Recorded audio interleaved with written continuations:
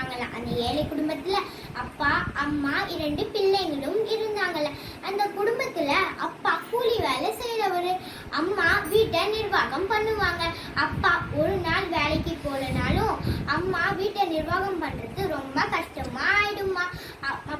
அம்மா சில நாட்களாவே அப்பா கிட்ட கேட்டுட்டு இருக்காங்களா, இங்க பாருங்க, நீங்க கொடுக்குற காசு இப்பெல்லாம் பத்த மாட்டேது. ஏன்னா விலைவாசியும் ஏறிட்டு இருக்கு.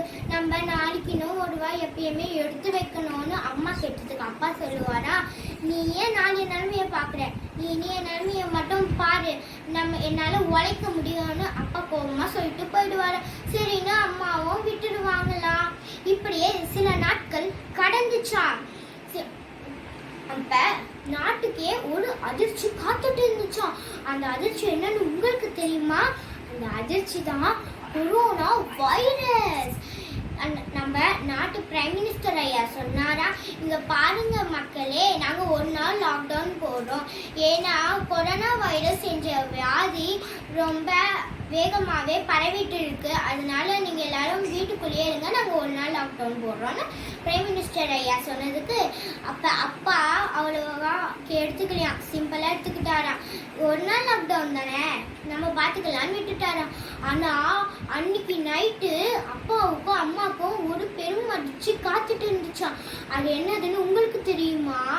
நம்மளோட பிரைம் மினிஸ்டர் ஐயா சொன்னாரா, இங்க பாருங்க மக்களே, இந்த கொரோனா வைரஸ் ரொம்ப வேகமா பரவுறதுனால நாங்க 21 நாட்களுக்கும் லாக்டவுன் போடுறோம். நீங்க வீட்டுக்குள்ளேயே தான் இருக்கணும், நீங்க வெளியில எங்கேயும் போக கூடாது, அத்தியாவசிய தேவைக்கு மட்டும்தான் நீங்க வெளியில போகணும்னு பிரைம் மினிஸ்டர் ஐயா சொல்லிட்டாராம்.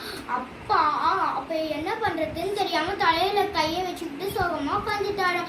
அப்பா நினைச்சுக்கிட்டாராம் மனசுக்குள்ளேயே, அடடா நம்ம என்ன பண்றது, நம்ம 1 நாள் வேலைக்கு போனாலும் வீட்டை நடத்துறது நம்ம ரொம்ப கஷ்டமா ஆயிடும், நம்ம இப்ப என்ன பண்றது அப்படின்னு சோகமா உட்காந்துட்டுறாங்க. அப்போ அம்மா இதெல்லாம் பார்த்தாங்களாம். அப்ப அம்மா கொஞ்சம் காசு எடுத்துட்டு வந்து அப்பா கிட்ட கொடுத்தாராம்.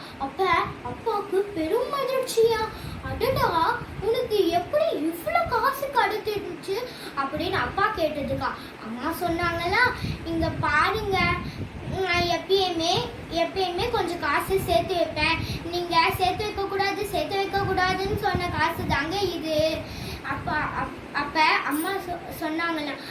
அப்ப சொன்னதுக்கு அப்பா நினைச்சாரா, அடடா இது உண்மைதான்ல, எந்த நிமிஷம் வேணாலும் நிலைமை மாறலாம்ல, ஆமாப்பா நம்ம தான் முட்டாளா இருந்துட்டோம் அப்படின்னு சொன்னாராம் அப்பா. அதுக்கு அம்மா சொன்னாங்களா, இப்ப புரியுதாங்க, சேமிக்கிறது ரொம்பவே அவசியம். அந்த கதையோட பெயர் தான் இப்ப நாங்க கிட்ட சொல்ல போறேன். அந்த கதையோட பெயர் சேமிப்பு